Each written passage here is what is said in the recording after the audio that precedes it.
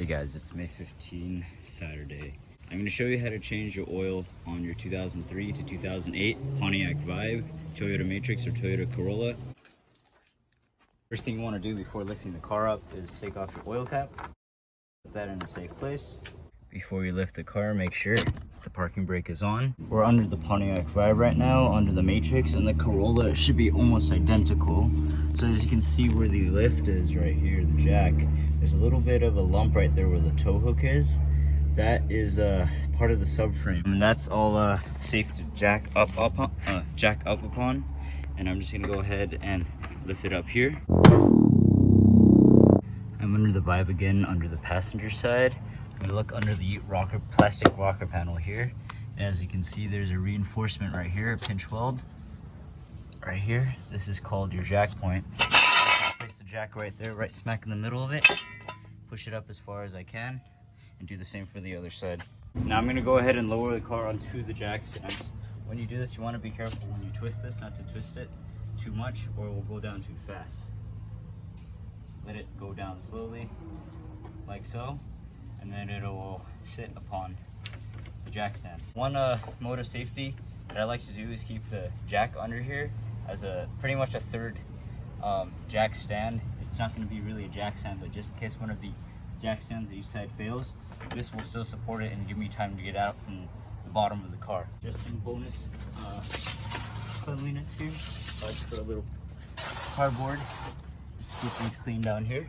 And the last safety item that I do is put a wheel block behind the rear tire like that to prevent it from rolling back. So now we're gonna go under the car and drain the oil. So I have a 14mm combination wrench. I'm gonna use the closed side here. I have an oil filter wrench, and I have a few rags, and of course my oil pan. I'm gonna go ahead and use this first to open the drain plug and drain the oil out of the crankcase. The oil pan and filter on this car is located on the passenger side. So as you can see that I'm literally pointing up at, this is your oil pan here. The drain bolt is just right behind it. And then right in front of it is the oil filter right here. I'm gonna go ahead and get my 14 now and just crack the fastener loose for the drain plug. That's already nice and loose. And if you have gloves, I highly recommend wearing them, but I don't have any right now, which kind of sucks. Let the oil flow out, just like that. Make sure, of course, that your drain pan is right below it, because you don't want this stuff spilling on your driveway. Alright, so I have the drain plug right here. You can see this little black rubber thing on here. This is called drain bolt gasket. And every oil change, I highly recommend changing this out, because each time that you screw this in, the rubber gets crushed and it's going to lose its sealing capability as you use it. I'm going to make sure that's moderately clean, and I'm just going to put a new one on there. Boom, just like that. Also, while you're at it, because the oil is draining, I like to check my suspension components to make sure they're not wearing down prematurely. Last week you saw that I put a new sway bar link on each side. So those are like top-notch good. So I like to check like the wheel hub, brake caliper, the lower ball joint, my shock, and I checked all that last week. It's all good. The other thing you want to check is your control arm bushings. Those are rubber, and over time when they get old and as they're used, they get cracked. So you want to make sure that yours don't have any excessive cracks in them, because if you decide to go to an alignment shop and they discover that, they're not going to align your car with damaged control arm bushings. So most of the oil has drained out of the crankcase and has slowed to a slow pour. So I'm going to go ahead and just wipe that down as best I can. Just thread the drain plug back in. Make sure not to cross thread it. You want to do this by hand first, and you don't want to use an impact gun.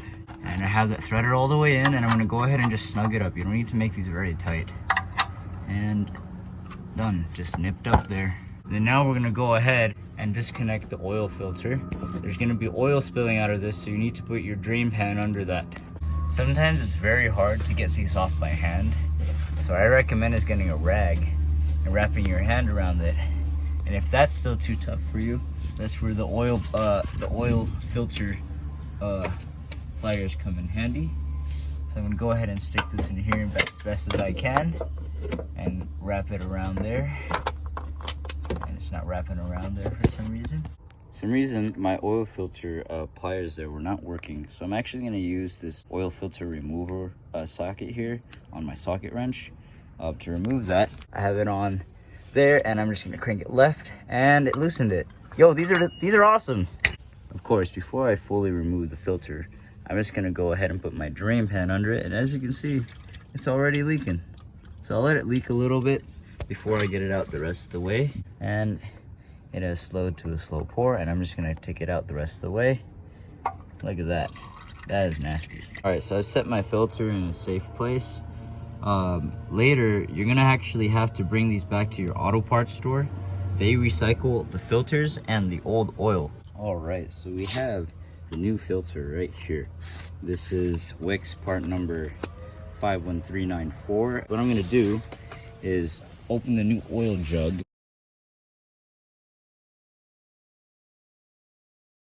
What the hell? You want to be careful not to let this aluminum foil on top of the bottle fall inside of there, because if this gets in your crankcase, it'll wreak havoc on your valve train and the whole oil circuit. So anyway, oh look at that, see?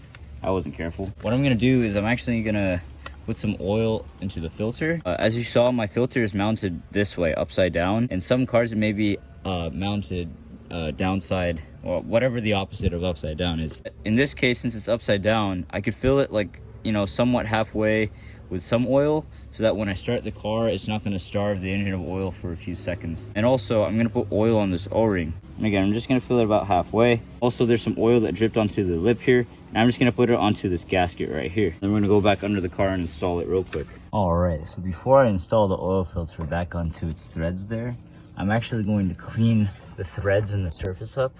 When you do this, you want to be really careful. You don't want to like rub it really hard and let debris get in there, so I'm just patting it down really softly.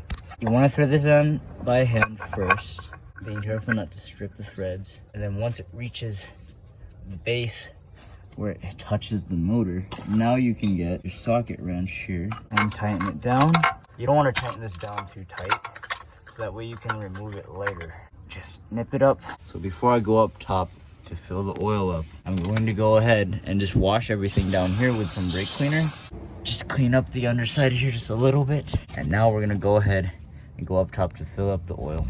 All right, before we fill our oil, I am at page 5-96 of the owner's manual here. If you look towards the left bottom, the fill capacity for the 1.8 liter code 8, again, this is the 1.8 liter code 8, is 4.4 quarts or 4.2 liters. Yeah, I know I'm in the United States, but I'm gonna do it by the metric system. So there's about 4.7 liters in here. If you look on the bottle, I made a little mark right here because 4.7 minus 4.2 is about 0.5 liters. So by the time I'm done with this bottle, there should be about 0.5 liters left in the bottle. All right, so I have a funnel right here. Before I put that into the oil fill hole, I'm going to clean it out because you don't want to put any, you know, foreign objects inside of your engine besides motor oil. I'm going to put my funnel right here. And cool tip that Chris Fix taught me is that when you pour the bottle sideways. If you want to be a fancy bartender about it, you can do that too. If I show you the mark real quick and get it as relatively flat as I can, I think we're good. Now with a rag, put that in there and close up. And now before I actually check the level with the dipstick, I want to go ahead and actually lower the car down so that way it's on level ground, and it will give us a more accurate reading of how much is inside the crankcase. All right, before you lower the car, of course, remove all of your items from the underside of the car, and I'm gonna go ahead and lift it probably less than an inch so that way I can clear the jack stands out from under the car.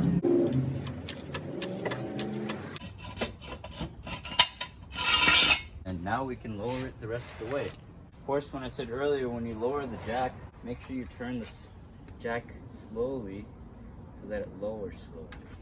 You don't want it to go down too fast, or you'll risk damaging something on the car. The car might fall off the jack, and the jack might go inside of the condenser or the radiator and rupture it. Now that the car is on level ground, I'm gonna go ahead and check the oil dipstick. And I'm gonna teach you guys kind of a general rule of thumb of how to read these. On the case of this car, we need to wipe it down first, then put it back in. And then now it's showing us a level right here. Because this is new oil, it might not be very, very visible for you. But as you can see, there are two dots on here. There's one right here, which is your low level, and one right here, which is your high level. Well, ideally, if you have the right spec of oil in here, you should be between the low and the high level. If you can see this, Right now the oil is actually showing a little bit above high, and that's likely because there's no oil inside the oil filter. If you noticed in the owner's manual, it said 4.2 liters with oil filter. So what we're going to do is we're going to turn on the car for about 30 seconds and then go ahead and check the level once again.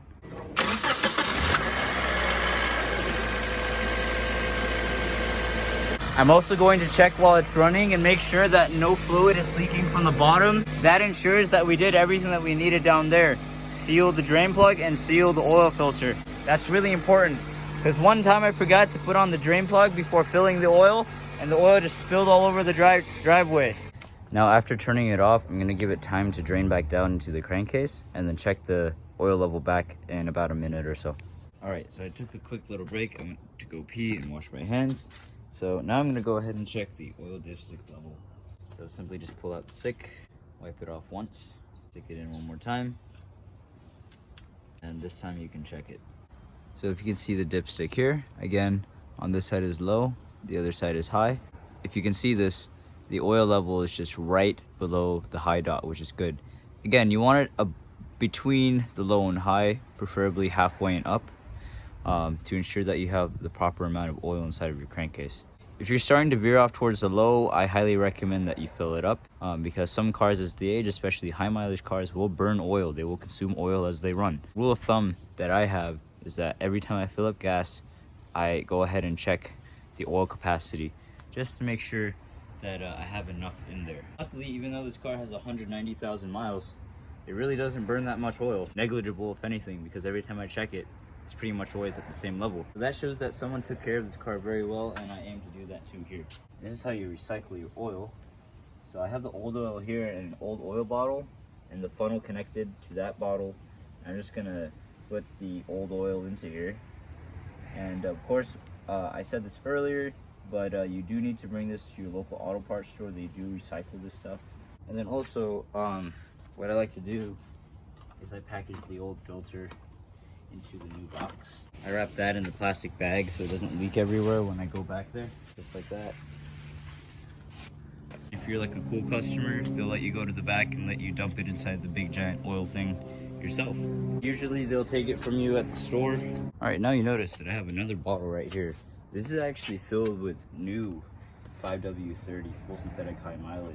And what I like to do, because I'm a cheapskate, I like to pour the remaining bit of it into this bottle of mine, because it's good to just have spare oil in your car. Like I said, I've been the owner of other high mileage vehicles, and those burned a lot of oil. And it was actually nice to have some oil on hand, because when I was at the gas station and I noticed it was low, I would simply just fill it back up. And right now, after doing various oil changes, I found out that I've had about 3 liters of new oil in here.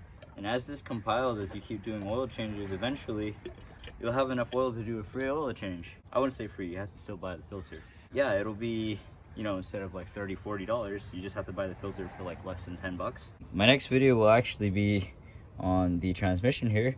There was a TSB or a recall a while ago about these transmissions.